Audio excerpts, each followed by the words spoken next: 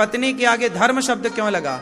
लोग ये तो नहीं कहते ये मेरा धर्म पिता है, कोई ये नहीं कहता ये मेरी धर्म माता है। जब माता के आगे धर्म नहीं लगा, पिता के आगे धर्म नहीं लगा, ये धर्म भाई है, कोई भाई के आगे धर्म नहीं लगाता, तो फिर पत्नी के आगे क्यों लगता है धर्म पत्नी? और अच्छा भी लग रहा है, ये मेरी धर्म पत्नी है। क्यों मेरी माँ? क्या माँ के आगे धर्म माता लगा? ये मेरी धर्म माता है। क्यों क्यों?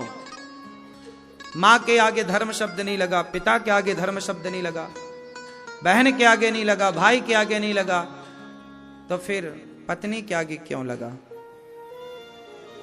आप तीनों भाइयों में बड़े भैया ने ठीक बताया, इसलिए बड़े भैया के साथ बैठ के सत्संग किया करो मस्त।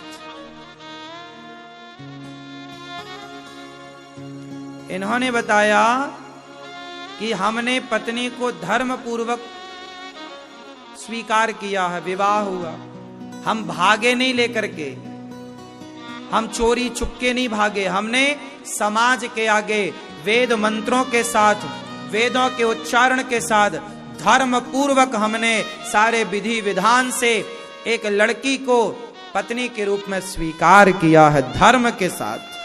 जब हमारा विवाह हो रहा था उस समय कौन था? अग्नि साक्षी थी, वेद साक्षी हैं, ब्राह्मण साक्षी हैं और सारा समाज साक्षी है, क्योंकि हमने सारे समाज के सामने वरमाला पहनकर और पहनाकर विवाह किया। तो जो विवाह करते हैं तरीके से धर्म के साथ, वो कह सकते हैं कि ये मेरी धर्म पत्नी है, और जो भाग कर करते हैं वो कभी नहीं कह सकते कि ये मेरी धर्म पत्नी है, क्योंकि तुमने धर्म से विवाह किया ही नहीं। वो धर्म पत्नी कहने के अधिकारी नहीं है जो भाग कर शादियां करते हैं, कोर्ट में शादियां करते हैं, मंदिरों में जाके चुपचाप शादी कर लेते हैं। धर्म तो ये है कि तुम्हारी माँ सामने खड़ी हो आशीर्वाद देने के लिए, तुम्हारा पिता सामने खड़ा हो आशीर्वाद देने के लिए, दादा दादी जिंदा हैं तो वो खड़े हों, नाना नानी जिंदा हैं तो वो खड़े हों आशीर्वाद देने के लिए, गांव के यार दोस्त मित्र खड़े हों, और अग्नि की साक्षी, और पंडित जी ध्रुव तारा दिखाते हैं, वो ध्रुव देखो साक्षी है, ध्रुव तारा, अग्नि साक्षी है, वेद साक्षी है, आकाश साक्षी है कि तुमने विवाह किया है। इसलिए हमारे यहां विवाह जब होता है तो पत्नी के पल्लू से पुरुष का दुपट्टा बांधा जाता, जिसे गठजोड़ कहते हैं। क्या बोलते हैं? बोलो, आपके यहां गठजोड़ ही बोलते हैं? गठबंधन बोलते हैं। गठबंधन, ये बंधन तो प्यार का बंधन है, ये बंधन है, मानो पति पत्नी के इसको बंधन करते हैं, जोड़ते हैं कि आज से तुम दो नहीं, जुड़ करके तुम एक हो गए। इसलिए पति और पत्नी दो नहीं है, दो जब तक रहेंगे झगड़ा होगा, दोनों मिलकर एक हो जाएंगे, सारा झगड़ा समाप्त हो जाएगा। विडंबना यह है कि ये दो रहते हैं सारी जिंदगी, एक हो नहीं पाते। इसलिए भाग कर शादी करना बहुत गलत, भाग कर विवाह करना बिल्कुल गलत है। विवाह का पहला कारण है कि विवाह के बाद आप यज्ञ करने के अधिकारी बन गए। अब कहीं भी पति पत्नी बैठ के आप यज्ञ करें, बिना पत्नी के पुरुष यज्ञ कभी ना करे और बिना पति के पत्नी यज्ञ कभी ना करे। जब भी करो पति पत्नी जोड़े से बैठ कर करो। इसलिए कहता हूं जब तक तुम्हारी जोड़ी, भगवान करे गंगा यमुना की तरह तुम्हारी जोड़ी बनी रहे, लेकिन जीवन में अच्छे काम जोड़ी से कर लेने चाहिए। अच्छे काम भागवत सुन लो जोड़ी से बैठकर, बाद में पश्चाताप ना हो कि यार हम जोड़ी से ये नहीं कर पाए। जोड़ियां तो भगवान बनाते हैं, भगवान करे सदा चलें, लेकिन भरोसा जिंदगी का भी तो नहीं है। इसलिए जोड़ी रहते अच्छे कार्य कर लो। जो काम जोड़ी से हो सकते हैं पहले वो काम करो। बिना जोड़ी के, बिना पत्नी के, बिना, राम ने जब यज्ञ किया, सीता मां नहीं थी तो वशिष्ठ जी ने मना कर दिया कि आप यज्ञ नहीं कर सकते, पत्नी नहीं है। फिर क्या करें? सोने की सीता बनाई गई और राम के बगल में सोने की सीता बिठाई गई।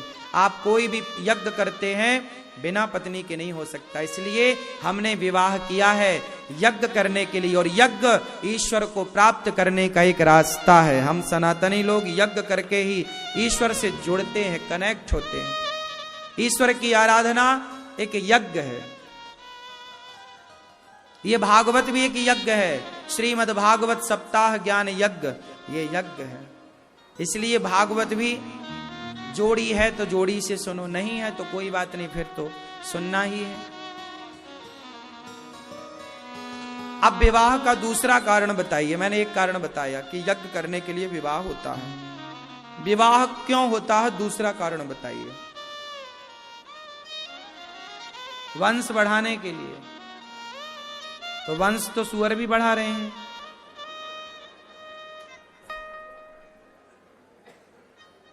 वंश तो सब बढ़ा रहे हैं, चिड़िया बढ़ा रही है वंश, मगरमच्छ बढ़ा रहा है वंश, मछलियां बढ़ा रही हैं वंश।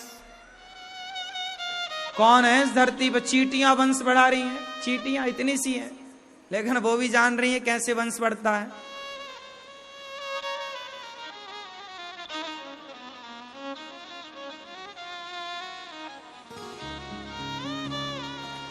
आप कह ठीक रहे हो, वंश बढ़ाने के लिए विवाह करते हैं, पर कैसा वंश? इनकी बात सही है। दूसरा कारण यही है कि वंश की वृद्धि के लिए विवाह किया जाता है, लेकिन ये पूरा सही जवाब नहीं है। सही जवाब तब होगा जब आप जिम्मेदारी से ये संकल्प लेंगे कि हम संतान पैदा करने के पहले, आप बच्चा पैदा करने के पहले एक डायरी बनाओ, एक डायरी उठाओ और उसमें लिखो कि आपको बच्चा क्यों पैदा करना है। क्यों? जरा बताओ, आपने बच्चा पैदा क्यों किया? अब उत्तर दो, ये दादाजी बताएंगे। आपके बच्चे हैं, क्यों पैदा किए बच्चे? काहे के लिए? क्या उनसे उम्मीद थी? क्या चाहते हो बच्चों से? हैं? बुढ़ापे का सहारा। इतनी सारी जद्दोजहद इसलिए करी बुढ़ापे में सहारा। शादी ना करते तो शायद बूढ़े ही ना होते। हाँ? शादी करके और जल्दी बूढ़े हो गए।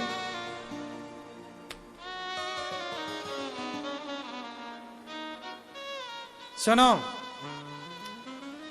शादी कर लो, क्यों करते हैं? यज्ञ के लिए, पहला। दूसरा, एक कागज उठाओ, एक कलम उठाओ और सब लोग लिखो कि मुझे बेटा क्यों पैदा करना है, क्या कराऊंगा उस बेटे से मैं।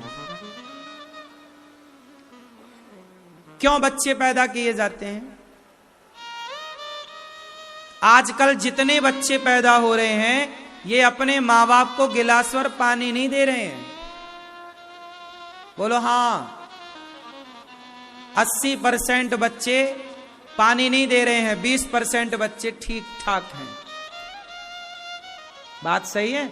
जो तुम कह रहे हो कि हमारे बेटे बुढ़ापे में साथ देंगे, चलो, हर आदमी यही मानसिकता से बच्चे पैदा करता है, लेकिन क्या बुढ़ापे में बच्चे साथ दे रहे हैं? बोलो। यदि बुढ़ापे में बच्चे साथ देते तो फिर हमें वृद्धाश्रम बनाने की जरूरत क्यों पड़ी? यदि बुढ़ापे में साथ देने के लिए बच्चे पैदा किए हो, बात सही है, गलत नहीं है कि बुढ़ापे में साथ तो चाहिए, लेकिन बच्चे साथ दे कहां रहे हैं? आपकी उम्मीदें तो सही हैं, लेकिन बच्चे कहां? बूढ़ी मां को छोड़ के भाग जाते हैं, गिलास भर पानी नहीं मिल रहा है, पेट भर रोटियां नहीं मिल रही हैं। इसलिए कहता हूं कि बच्चे पैदा करने के पहले पति पत्नी बैठकर ये डिसाइड करो कि हमें अपने बच्चे को जब पैदा करेंगे तो उसे सबसे पहले संस्कार देना है। क्या देना है? क्या आप संस्कार देने के लिए तैयार हैं? यदि आप खुद संस्कारवान हैं, समय से सोते हैं, समय से जागते हैं, आप स्वयं भगवान की उपासना करते हैं, द्वार पे आए अतिथि की आप खुद सेवा करते हैं, आप दोनों पति पत्नी संस्कारवान हैं, तो आप अपने बच्चों को संस्कार दे पाओगे। जब आप खुद ही नहीं है संस्कारवान, खुद ही फॉलो नहीं करते, तो बच्चों से क्या उम्मीद है? बच्चे पैदा तो सब कर रहे हैं, काय के लिए कर रहे हैं? बुढ़ापे में साथ देगा। कहां दे रहे हैं साथ? सब भाग रहे हैं छोरियों को ले लेके, शादी हो गई भाग गए, बूढ़ा बूढ़ा आदमी अपना अकेले मरता। क्यों मेरी मां? आजकल बच्चे शादी ब्याह करके अलग हो जाते हैं कि नहीं? चार आज मैं एक मां से मिलाऊंगा, शायद यहां आई एक मां आई आज गौरी गोपाल में रहने के लिए। मैंने पूछा क्या बात हो गई? बोले महाराज मेरे बेटे ने मेरा जीते जी पिंडदान कर दिया। बोले ले तू मर गई मेरे लिए, मैंने तेरा श्राद्ध कर दिया, मैंने तेरा पिंडदान कर दिया, अब जा। बेटे ने जीते जी पिंडदान कर दिया, मैं जिंदा है। बोले अब तू मर गई मेरे लिए, जिंदा मां को भगा दिया घर से। आई है मां, ये मां ने भी तो किया था ना बच्चा पैदा, इसलिए कि बुढ़ापे में साथ देगा। सभी बच्चा, सारे बच्चे इसलिए पैदा होते हैं, माँ बाप इसलिए पैदा करते हैं, साथ देगा बुढ़ापे में, का सहारा बनेगा, लाठी बनेगा हमारी। पर लो बच्चे तो जीते जी तुम्हारा पिंडदान करने को तैयार है।